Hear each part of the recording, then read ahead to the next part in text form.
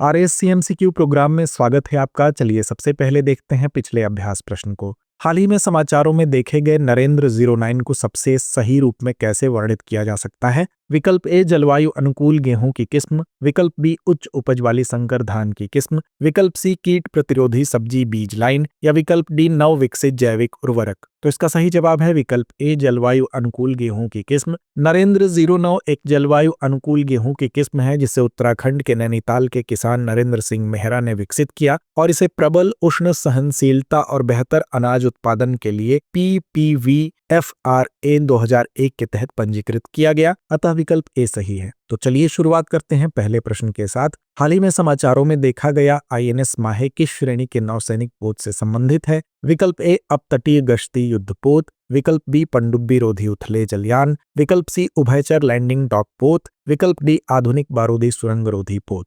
तो इसका सही जवाब है विकल्प बी पनडुब्बी रोधी उथले जलयान। INS माहे भारतीय नौसेना के पनडुब्बी रोधी युद्धक उथले जलयान श्रेणी का एक हिस्सा है जिसे तटीय और तटवर्ती जल में संचालन के लिए डिजाइन किया गया है। ये पोत उथले समुद्र में पनडुब्बियों का पता लगाने और उन्हें निष्क्रिय करने के लिए पोत पर लगे सोनार, हल्के टारपीडो और पनडुब्बी रोधी हथियारों से लैस है। ये गश्त, खोज बचाव और तटीय सुरक्षा कार्यों में भी सहायक होते हैं, अतः विकल्प बी सही है।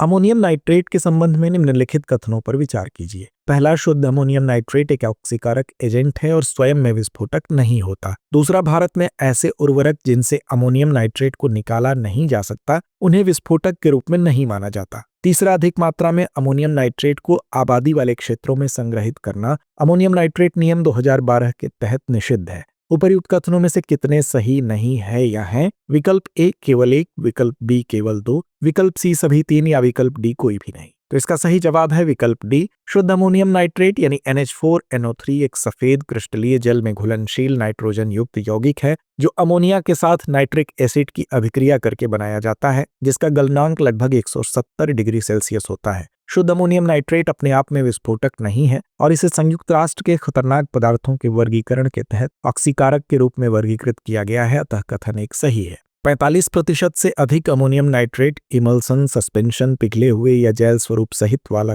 कोई भी मिश्रण कानूनी रूप से विस्फोटक अधिनियम 1884 के अंतर्गत विस्फोटक की श्रेणी में आता है, अतः कथन दो सही है। आबादी वाले क्षेत्रों में अमोनियम नाइट्रेट की बड़ी मात्रा का भंडारण इन नियमों के तहत प्रतिबंधित है, अतः कथन 3 सही है। निम्नलिखित में से कौन सा मंदिर उत्तर प्रदेश की हाल ही में घोषित AI आधारित स्मार्ट निगरानी परियोजना में शामिल नहीं है?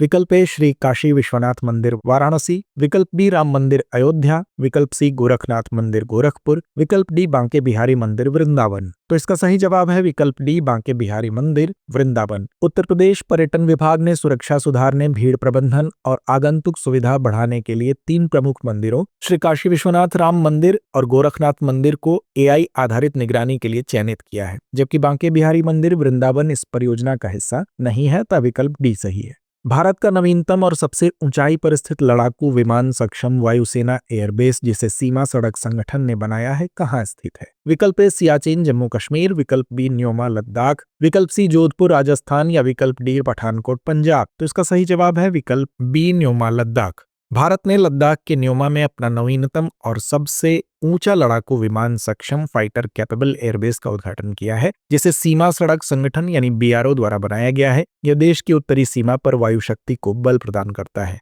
न्योमा समुद्र तल से 13,700 फीट की ऊंचाई पर स्थित है, जिससे यह विश्व के सबसे ऊंचे लड़ाकू विमान सक्षम वायु ठिकानों में से एक बन जाता है। तो चलिए अंत में नोट करते हैं आज का अभ्यास प्रश्न। मित्र शक्ति अभ्यास से संबंधित निम्नलिखित कथनों पर विचार कीजिए। पहला कथन है, यह भारत और श्रीलंका की सेनाओं के बीच एक वार्षिक संयुक्त सैन्य अभ्यास है। दूसरा, इस अभ्यास का 25वां संस्करण वर्ष 2025 में आयोजित किया गया था। उपर्युक्त में से कौन सा या से कथन सही है या है? विकल्प ए केवल एक, विकल्प बी केवल दो, विकल्प सी एक और दो दोनों या विकल्प डी ना तो एक ना ही दो। तो इस प्रश्न का जवाब कमेंट बॉक्स में देना ना भूलें। धन्यवाद।